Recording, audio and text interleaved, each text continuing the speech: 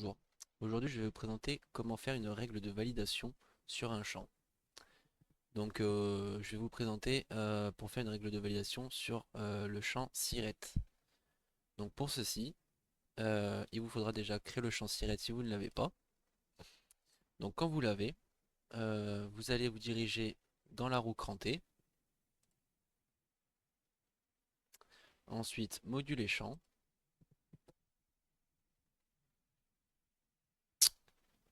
Vous sélectionnez le module sur lequel vous souhaitez faire la règle de validation, donc nous le module compte. Donc on va aller dans l'onglet règle de validation, créer une nouvelle règle.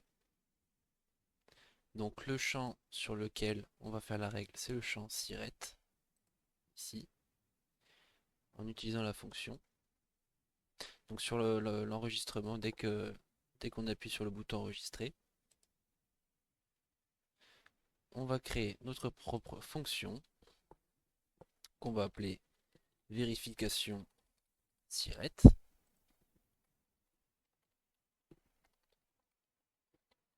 Comme ceci.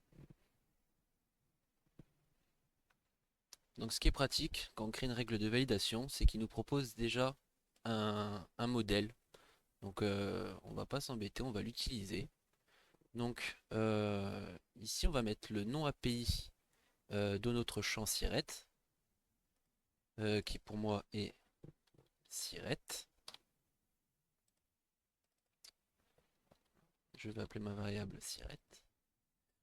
Donc ici on a du code commenté, donc celui-là qui va nous permettre de pouvoir faire l'erreur. Là. Donc ma condition c'est si mon champ siret est différent, mon champ siret.length, donc pour savoir la longueur de mon champ, est différent de 14, qui est un principe, le siret fait toujours 14 caractères. Je viens, donc comme j'ai commencé dans le modèle, il y avait statut error, le message, ce sera veuillez mettre un siret valide.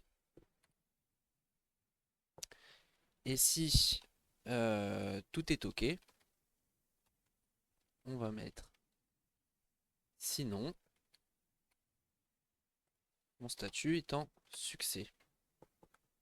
Donc enregistrer, enregistrer, on retourne sur notre compte.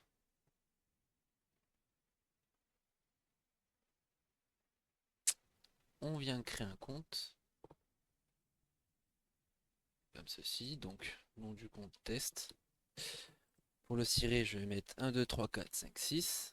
Donc il n'y a que 6 caractères. Si je fais enregistrer, il me dit veuillez mettre un ciré valide. Si je mets 14 caractères, il me l'accepte. Mais on peut avoir aussi un cas où pour les sirettes formatées, il y a des espaces et celui-ci compte les espaces. Donc pour ceci, on va retourner dans la règle de validation, module et champ, compte, règle de validation. Donc on retourne sur notre règle, sur le champ ciré. On va venir modifier notre petite fonction. On va lui rajouter ici qu'on va remplacer tous les espaces par rien. Bon, ça va pas modifier les valeurs du champ ciré, c'est juste pour notre vérification ensuite, où ça ne comptera pas du coup les espaces. On fait enregistrer.